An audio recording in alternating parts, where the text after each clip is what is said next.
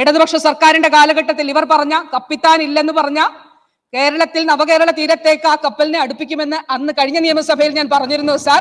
കേരളത്തിൽ ബഹുമാനപ്പെട്ട മുഖ്യമന്ത്രി ശ്രീ പിണറായി വിജയന്റെ നേതൃത്വത്തിലുള്ള ഇടതുപക്ഷ ജനാധിപത്യ മുന്നണി സർക്കാർ ആ 30,000 എന്നുള്ളത് 5 ലക്ഷം രൂപയായിട്ട് മാറ്റി സാർ. ഒരു കുടുംബത്തിന് ഒരു വർഷം. ആ 40,000 പേർക്ക് എന്നുള്ളത് 6.5 ലക്ഷം പേരായിട്ട് അത് മാറ്റി സാർ. 6.5 ലക്ഷം പേർക്ക് സൗജന്യ ചികിത്സ നൽകുന്നുണ്ട് സാർ. അതാണ് ഞാൻ പറഞ്ഞത്. കണക്ക് കൂട്ടിയാൽ നമുക്ക് മനസ്സിലാകും.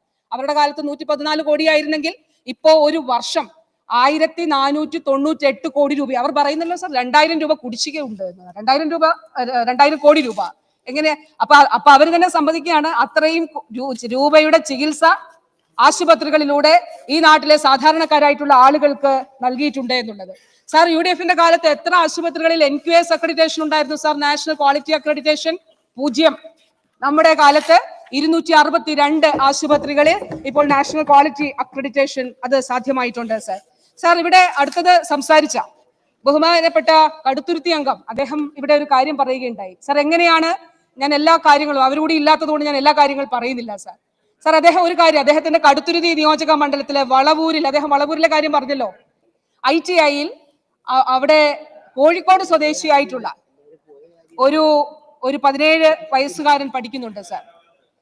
അവിടെ 17 വയസ്സുകാരൻ പഠിക്കുന്നുണ്ട് സാർ. സാർ, 2021 ആരംഭിച്ച ആശാധാര പദ്ധതിയിൽ ഹീമോഫീലിയ രോഗികൾക്ക്, അതിനു മുൻപ് ആ മകന്റെ ജീവിതാവസ്ഥ എന്തായിരുന്നു എന്ന് വെച്ചാൽ ബ്ലീഡിംഗ് ഉണ്ടാകും, ഹീമോഫീലിയ ആണ് രോഗം, അവന് സ്കൂളിൽ പോകാൻ പറ്റില്ല, വിദ്യാലയങ്ങളിൽ പോകാൻ പറ്റില്ല സാർ.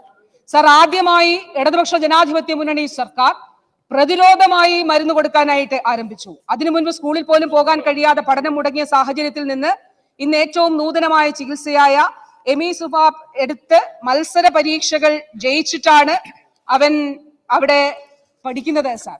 സാർ, അപ്പോൾ ആ നിലയിൽ നമ്മുടെ ആരോഗ്യ സംവിധാനത്തെ മാറ്റുന്നതിന് വേണ്ടിയിട്ടുള്ള വലിയ പരിശ്രമം ഈ കാലഘട്ടത്തിൽ നടക്കുന്നുണ്ട്.